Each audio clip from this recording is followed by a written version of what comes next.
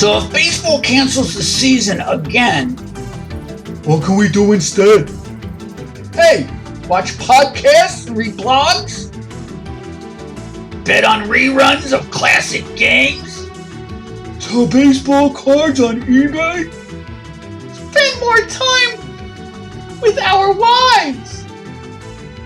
Ignore that last idea.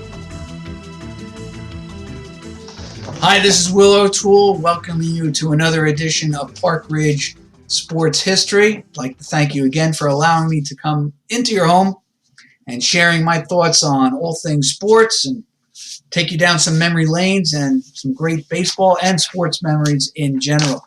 This week, I was thinking about this, and here's how I'm going to entitle this episode, Mount Rushmore.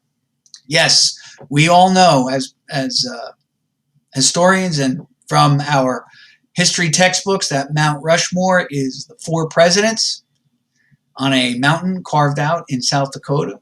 Of course, it's Roosevelt, Teddy Roosevelt, George Washington, Thomas Jefferson, and of course, Abraham Lincoln. But when sports fans are talking about Mount Rushmore in the bar after having a glass of beer after a softball game, or in the man cave at home, or in Google meetings like this, or just in some podcasts like this, the first thing we think about with the Mount Rushmore are players from an individual team making, let's say, the Final Four all time in the sports franchise's history. Now, there are some addendums to that. One is this. When we mention Mount Rushmore, we're not just talking about, let's say, the best players of all time. Many times we talk about Mount Rushmore as also significant people in the history of the franchise. For instance, in football, if you were to say Green Bay, obviously one of the guys up on Mount Rushmore would definitely be Vince Lombardi, even though he never played in the green and gold of the Packers. But there's no denying that he's probably the most significant person in the history of that sports franchise. The fun ones are usually the teams that, have had dynasties. The Montreal Canadiens. I'm not even going to get into that right now. Or, like I said, the Green Bay Packers, Pittsburgh Steelers. And, of course, in baseball, it's usually the New York Yankees. And, of course, three of the four, for most fans, especially Yankee fans, are to them very easy. It usually starts with Babe Ruth, and it's followed by his bookend player and another, just a fantastic ball player. And saying that he was maybe a bookend to Babe Ruth is not a slight in the least to Lou Gehrig, but more that they were just a deadly duo in the first murderous row for the New York Yankees back in the 20s and then early 30s with Gehrig. Those two are always easy to put. And then the third one, well, I'm going to leave that up to you guys, and I'll say it at the end. My Mount Rushmore, it might differ from many. But the arguments with the Yankee fan, they have so many players that have had brilliant careers with the Yankees. And probably the four players that I'm thinking of right now, or even five, were all hitters. And I'll just, I'll give them to you. It's Ruth Gehrig, probably Mantle. Probably it is Mantle. And then the fourth one is the most difficult. I'll give you mine, though, at the end. Many people put DiMaggio, but you have new fans today who want to put Derek Jeter or Mariano Rivera. The Rivera one's very interesting because he has changed the way we review a certain position, relief pitcher, and the use of the relief pitcher in baseball today. And maybe he doesn't have the standout stats that Ruth, Gehrig, and Mantle do, and maybe he only played 1/9 of each game, and indeed maybe only about 50 games a year. But still, many Yankee fans argue, Yankees don't win those 4 in a row without Mariano ending the games as the 9th inning relief pitcher. So it's interesting. And why I'm bringing this up is that there are I plan on writing an article if I ever get it done. But this is what I was thinking. Are there certain players who chose to move on from their franchise, the team that they are seeing, and did it pay, were they rewarded for the move from one franchise to another? The guy who comes to my mind, I'll just get it down and dirty already. The guy who I often think about, who I think made a mistake, and this goes to the whole Mount Rushmore debate and theme, and that's this player right here, Albert Pulholes. Now, why do I think he made a mistake? I don't think he made a mistake financially, and I'm not even going to argue that. First of all, that's none of my business, why a guy decides to leave one franchise for another. Usually it is for monetary gains. For Pulholes, he got $210 million. He basically doubled the earnings that in Anaheim that he got with the St. Louis Cardinals, even though he spent 2 more years so far with the Cardinals. With St. Louis, he made over $100 million. Now with California, with the Anaheim Angels, he's made over $200 million. But here's my point. Pulholes, without a doubt, and you can just judge it by his career. In his 11 years in St. Louis, he had 445 home runs, basically averaging over 40 home runs a year. He had 455 doubles, basically averaging over 40 doubles a year. And his batting average in St. Louis, and I'm using as my reference here, Baseball Reference and Baseball Almanac. And I told you I like to use these as references, and I like to go to different places and different sources. As I mentioned in the past, I do like to use Wikipedia. Sometimes I use them to kind of flesh in some of the story in background, but these sources do make mistakes. And I pointed one out with you last week where the 71 Wikipedia entry for the All-Star game for baseball has Tommy Davis instead of Willie Davis being the representative for the LA Dodgers. Anyway, that being said, so I use a number of sources. Kudos to Baseball Almanac and Baseball Reference. Pulholes has a .299 batting average with the overall .299. However, with the Cardinals, it was .328, and with the Angels, it's .258. That's a huge difference. It's a 70-point deficit. With the Cardinals, Pulholes not only would be a Mount Rushmore, you could argue he would be the greatest Cardinal of all time. I know that Gibson fans and Musial fans might disagree, but that's the fun of the debate. But just just give me this right now. Pulholes would have been Mount Rushmore, probably would have gone down as the greatest Cardinal of all time. And why I say that? Probably would have hit 700 home runs with the Cardinals, plus had 2 more championship rings. And his WAR, I know that's the new stat with everybody, but the WAR with Pulholes right now is over 100 for his career, 100.7. However, with California, with the Anaheim Angels, I'm just going to call them California. If I make that mistake, it's because that's what I was growing up with. With the Angels, though, his WAR has really decreased in the last few years. In fact, the 2019 stat has him with a negative .2 WAR. And for those who don't know what WAR is, basically it's a giant metric formula that many of the statisticians use today, and it stands for wins above replacement. Basically this, if I insert that player into the roster, does he give me a better chance of winning? And that's what the wins above replacement. Obviously, it's in a positive. That means then, yes, he's a benefit to your team. If he's negative, boy, oh boy, he really pulls the weight of your team down. And the interesting thing is, with Pulholes, his last year with St. Louis, he was 37.99, .299 batting average. Great stats. His first year with the LA Angels of Anaheim was 30.105, .285. But immediately you're seeing that he's losing some points in his batting average. And he was 33, and I think or 32 his first year with the Angels. Probably one of the reasons why the Cardinals were so stubborn in not giving him the contract that he felt he deserved. Cardinals probably felt we'll trade him a year too, or get rid of him a year too soon rather than a year too late.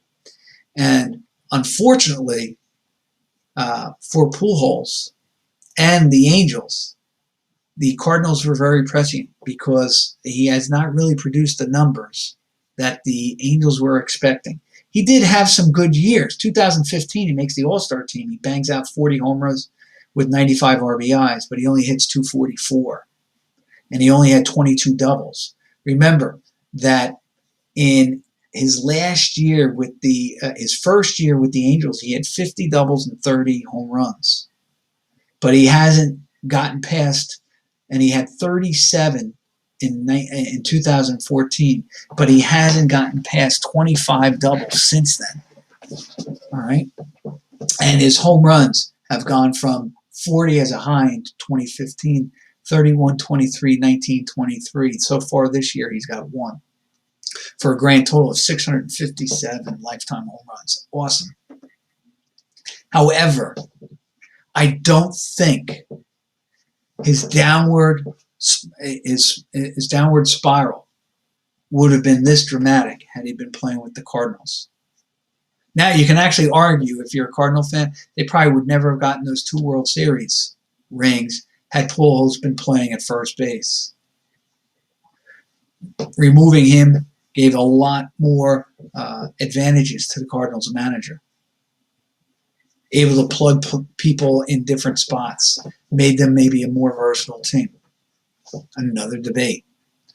But here's my whole point with Pulholes. He ends his career. He's probably going to finish with 700 home runs. Does he belong on the Mount Rushmore for Cardinal greats? I don't think so. He had great numbers for those 11 years. I don't know whether those numbers, and then now you take in the numbers with the Angels, I don't think it justifies him making the Mount Rushmore for the Cardinals. And I don't think his numbers for the Angels chisels him out for a Mount Rushmore with the Angels. So I think, and I know, he's doubled his income. He's got $300 million in the bank, even if the government takes half of that and the state takes another part of it. He's got $100 million in the bank. I get that. And it was a great move by him financially.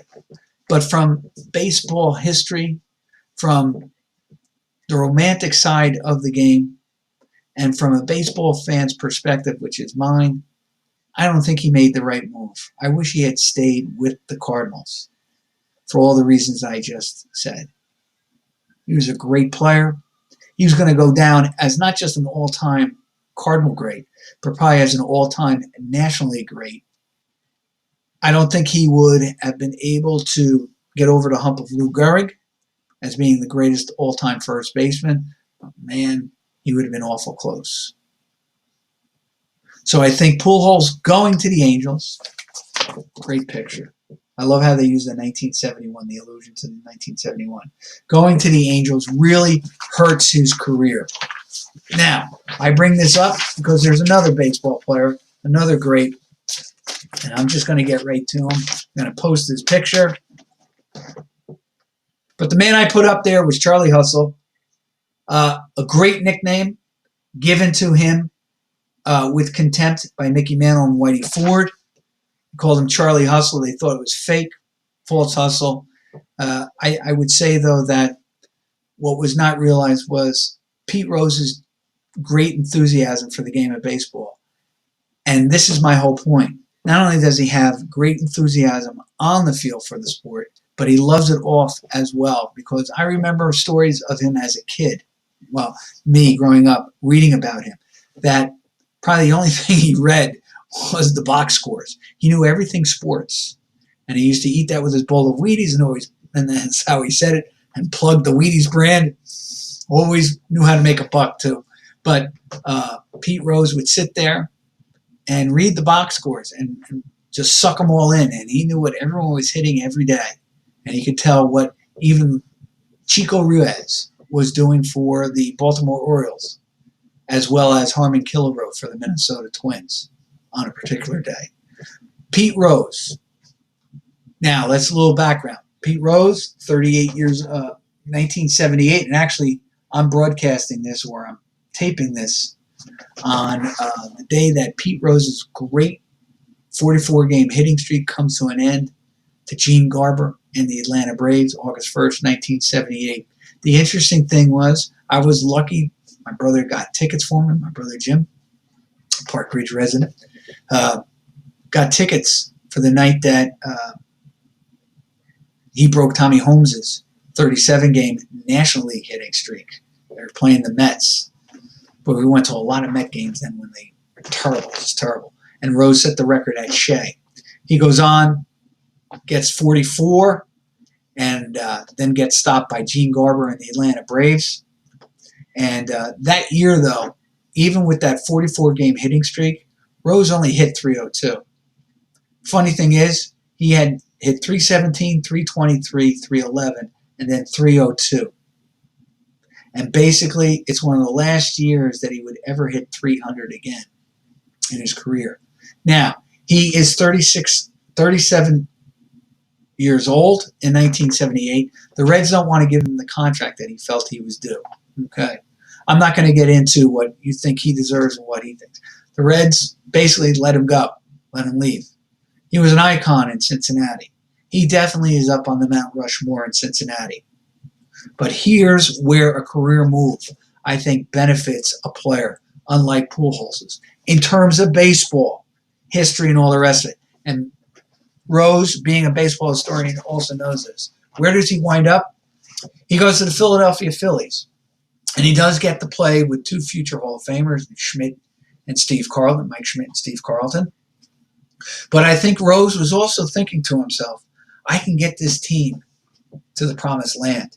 They had knocked and knocked and knocked with the Schmidt-Carlton teams in the 70s, winning a couple of Eastern divisions, but never winning the pennant.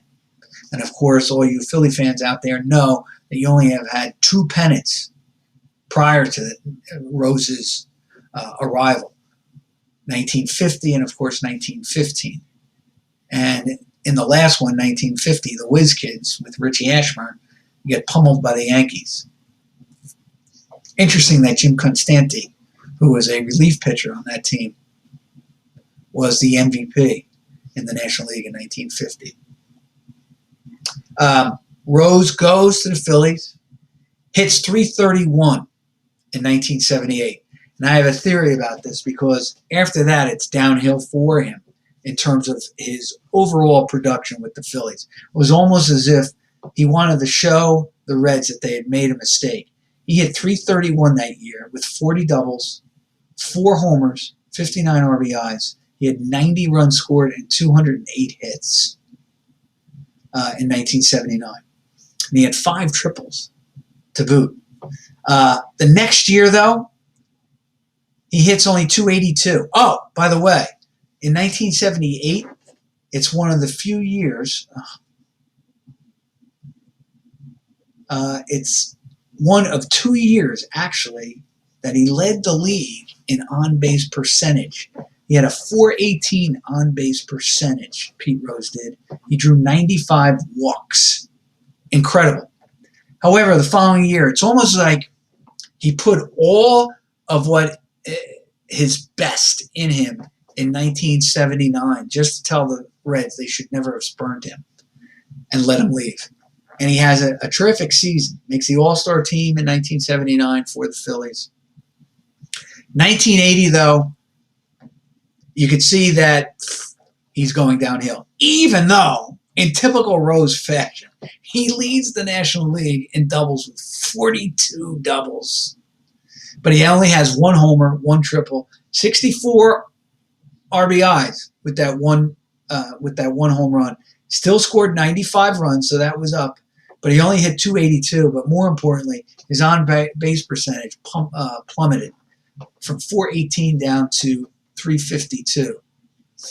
That's a 66-point loss. Why? He drew about 20% fewer walks. He had 66 walks that year. Still not a bad year. But remember, he's playing a power position first base. But more importantly, here's what he does, though. He helps the Phillies win their first championship in franchise history. Now, Pulholes couldn't do that with the Angels because they had already won their first one. Might be a little bit different if he goes, and even though he has those bad stats, well, a downward plunge in terms of WAR with the Angels, if they manage to win their first title with him in the lineup, that's a totally different story now. It really is. But they had already won. They haven't done anything with him in the lineup since. Rose, though, goes and in 2 years has the Phillies world champions, something they hadn't accomplished in almost 100 years of their franchise existence. Now, the question is this. Even though Rose doesn't end his career with the Phillies, does his signing, does his leaving the one ball club that you identify him with, does that serve him well or does it hurt him? I think with Pete Rose in this situation, without a doubt, it definitely helps him because it really, really fortifies and really cements the point that the guy is a winner and makes teams into winners or gets them over the hump of being a winner. You got to remember when Rose arrived in Cincinnati, they did have the pennant. They were on the verge. So he was one of the pieces. But Frank Robinson, with that 61 pennant-winning Reds team, wasn't going to be there for the Great Red Machine. They keep Rose and put the pieces basically around Rose. And then eventually they have May, and they have Tony Perez, and then they trade May and they get Joe Morgan, and of course they have the great Johnny Bench. But Rose going to the Phillies, I think just improves his worth. And it's a great move in his career. And it's a great move in terms of baseball. Third guy I'd like to talk about, and this is where I was coming from. And I know that Yankee fans I know they're going to disagree with me already, but they'll probably disagree with me on this. And that is this ball player. I'll just put him up there. And this is his 71 card. Man, I used to love those gold and green. I know they are very loud, to say the least, but as a kid with a black and white set at home, you never got to see real colors on the television. And when I first saw this gold and green uniform on the cover of Sports Illustrated, it was I think it was Vita Blue. No, it was Jackson. I just loved it because it was so different. You know, too many of the baseball uniforms are blue or red.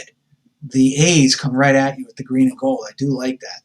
And that's a credit to Charlie Finley to keep or go back to the green color of the old Philadelphia Athletics and bring it when he moved the franchise to, when he bought the franchise and had it in Kansas City, and then he moved it to Oakland. My whole point with Jackson is this, and I want you to think about this. Here's Reggie. Now, set this up. Charlie Finley had great teams. The Oakland A's out in the Bay. They win not one, not two, but 3 World Series, all in a row. They'd put together 5 division titles in a row. But now when it comes to paying these great ball players that he had. And he did. He had 2 Hall of Famers on that team, plus really good players. Campy Campaneris, Joe Rudy, Sal Bando, Ken Holtzman, and of course the great Catfish Hunter and Reggie. Great. And here's what made the A's so good in those 70s. They always got pieces that they could add to their bench. You know, they went out and they got Ray Fosse. It's too bad the Reds didn't get Ray Fosse, given more time off to Johnny Bench. Or even move Bench to first base and let him play there. It probably would have extended his career. But the A's were brilliant that way.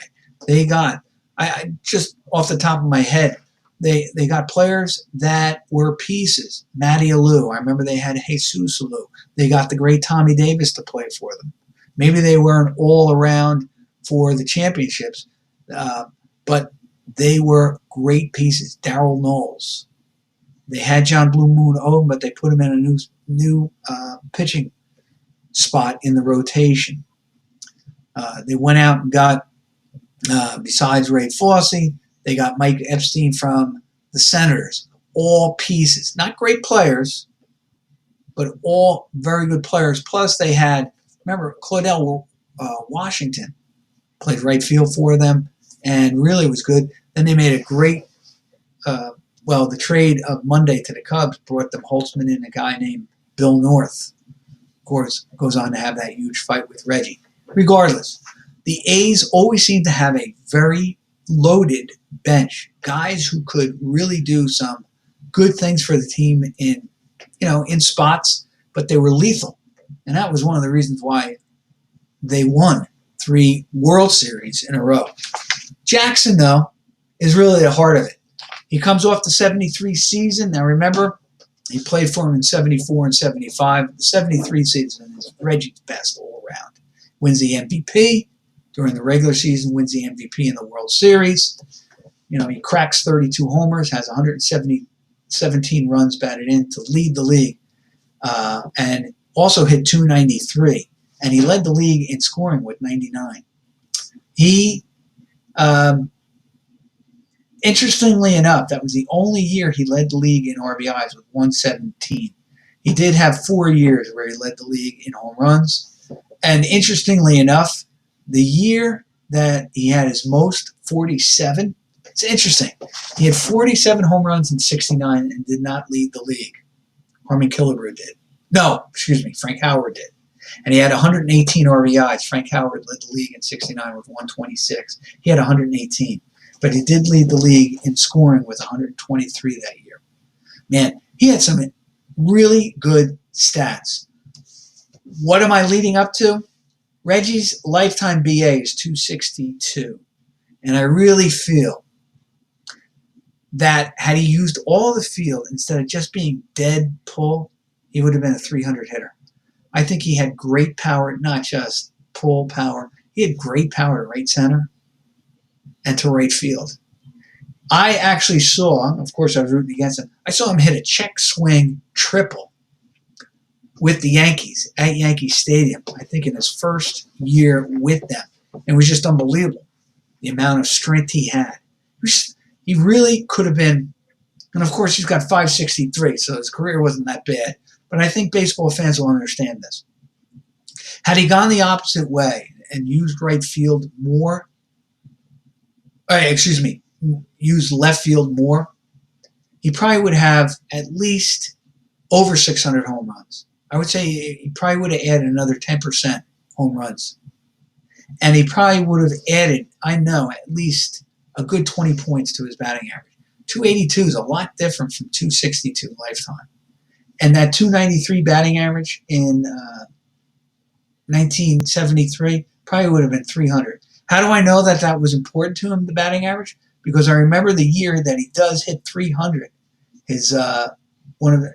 When he led the league in home, he hit 41 homers to lead the league, 111 RBIs for the 1980 Yankees, and he hit 300. I remember he sat out just to keep that 300 batting average alive. So it was important to him to hit 300. And I say to you, he could have hit 300 maybe in about 4 or 5 other years had he just used more of the opposite field. Anyway, with the Yankees, he goes to the Yankees 77 and 78. Yeah, they win the World Series. And in 81, they get back again. But here's my point with Reggie. I do remember this. He goes to Baltimore, is traded to Baltimore, and hits 27.99. And he had 27.97, and he hit 274 for Earl Weaver. And you know that Earl Weaver wasn't big with the batting average per se, but he loved the 3-run homer, something that Reggie could give him. And he loved playing for Weaver. So here's Reggie on his walk year being traded to the Baltimore Orioles and has a magnificent season. in 1976. 27-91, he hit 277. Pardon me, I was looking at the wrong thing. And he only played 134 games that year.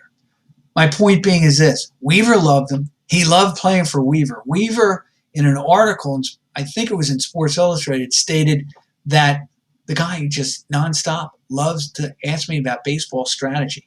So you know that Jackson was a student of the game and that he was interested in playing. And I don't think, really, had he finished his career with Baltimore, he would have given Earl Weaver any problems whatsoever. And Weaver probably would have said he was just like having Frank Robinson on the team. I'm guaranteeing that's probably what would have happened. All right, Baltimore's not paying him. Had he stayed with Baltimore, let's just say, though, that he says, you know what? I like Earl. I like the city of Baltimore. I like playing against the Yankees and the Red Sox in their division. We have some stud pitchers here. We got some good players. And remember, they have Cal Ripken maybe on the horizon because he'll arrive in a couple of seasons after that. Imagine if Reggie stays with the Orioles. He wins probably in 79. They probably beat the Yankees in 80. And who knows after that? Oh, and probably he wins another championship in 83 after maybe he hangs out and wins one more at the age of 37 with the Orioles in 1983. So you're talking about winning the same amount of championships, 2 with the Orioles that he did win with the Yankees, and probably appearing in just as many World Series. And who knows, that 1980, let's say they do beat Baltimore. Baltimore does beat the Yankees in 1980, and they play Kansas City. Maybe they have enough veteran leadership to beat Kansas City, because maybe Kansas City, probably what got them over the hump was the fact that they finally beat the team, their nemesis, the New York Yankees.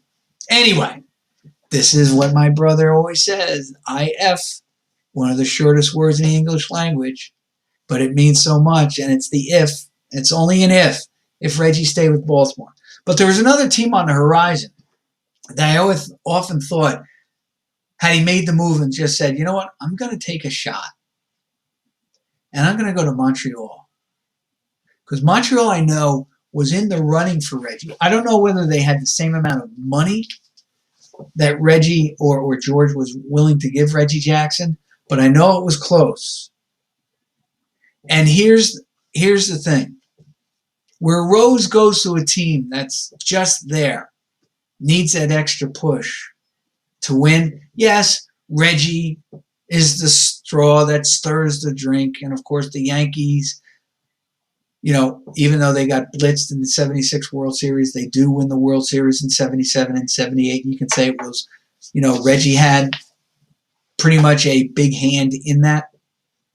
But it's only 2 more World Series for the Yankees. And I know that's huge, but it's only 2 more in a dynasty's, in baseball's dynasty team. If he wins with Baltimore, the same 2 championships, we look at that franchise and we look at Reggie in a different way. Because Reggie on the Yankees is just Reggie on the Yankees. Reggie winning 2 championships with Baltimore, or Reggie going to Montreal and saying, looking around and saying, wow, we have some pieces here. This team just needs or has to learn how to win. Because if you recall, by 1977, Montreal does make a trade. They do get Tony Perez from the Reds to start the season. They get a couple other players, experience, and even though Montreal doesn't come close to winning the division, I know that they were in it in September. I think they finished under 500 that year.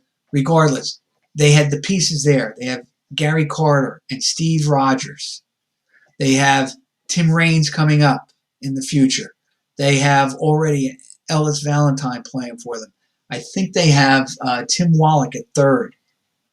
All right, so they have all these nice pieces. They had a pretty good pitching staff. In fact, let me just go. Let me just see what they did in the 70s.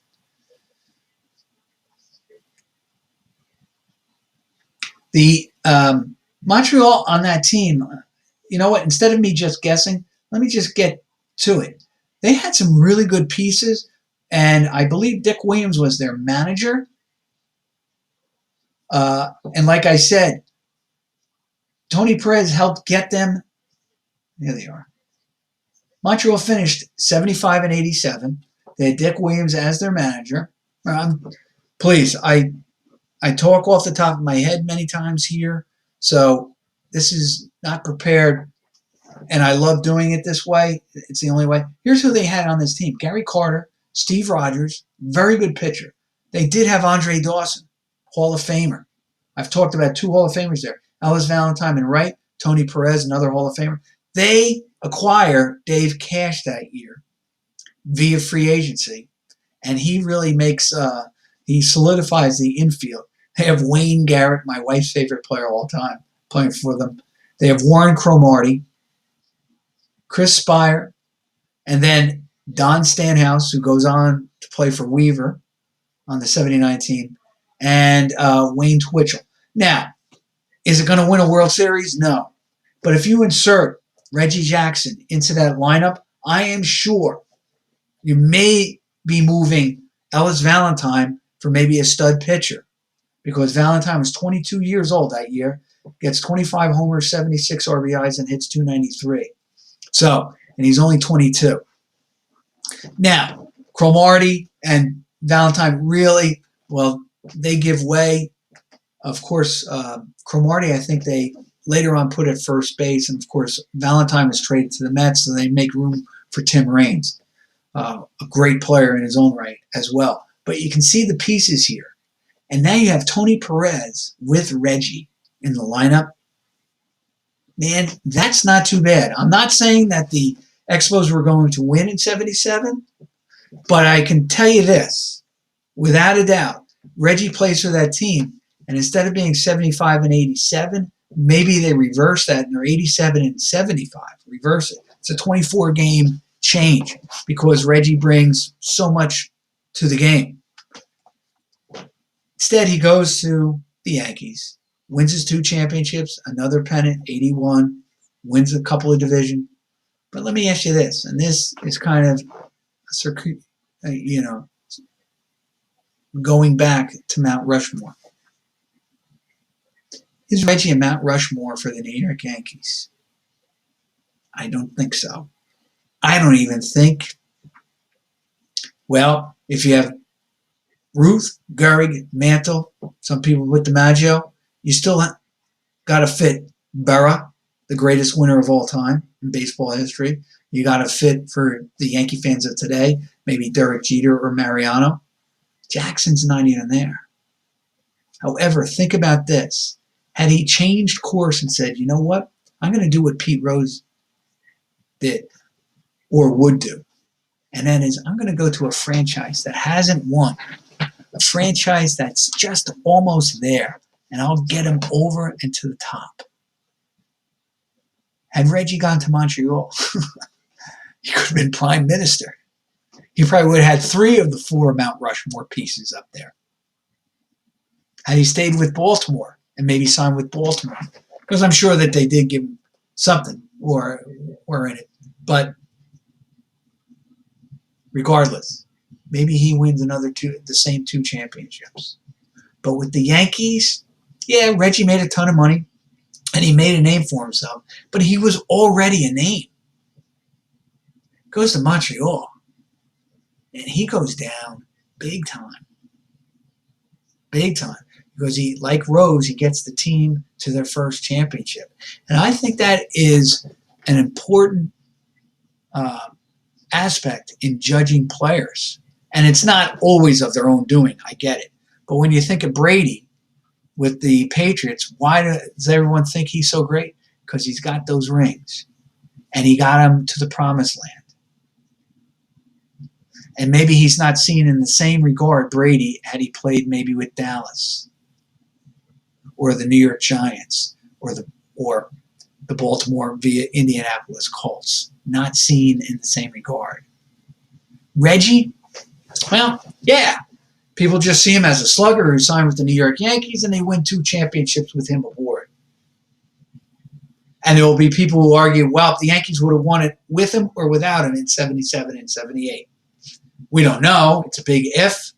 But Reggie goes to the Expos.